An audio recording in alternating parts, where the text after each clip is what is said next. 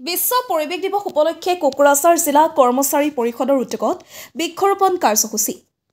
পবিত্ৰ বিশ্ব পৰিৱেশ দিৱস উপলক্ষে কোকৰাঝাৰ জিলা কৰ্মচাৰী পৰিষদৰ উদ্যোগত কোকৰাঝাৰ নিম্ন বুনিয়াদী প্ৰশিক্ষণ কেন্দ্ৰ আৰু জিলা পৰিষদৰ নতুন কাৰ্যালয় চৌহদত এক বৃক্ষৰোপণ কাৰ্যসূচী আয়োজন কৰা হয়। এই কাৰ্যসূচী শুভাৰম্ভ কৰে শ্ৰদ্ধেয় মাননীয় উপদেষ্টা শ্ৰী চন্দ্ৰকুমাৰ বসুমতাৰী, তেওঁৰ লগতে শ্ৰীমতী খুমা দেৱী চেত্ৰী, শ্ৰী মনোজ কুমাৰ দাস ডাঙৰীয়াও উপস্থিত থাকি নিজৰ মূল্যৱান অংশগ্ৰহণ আগবঢ়ায়।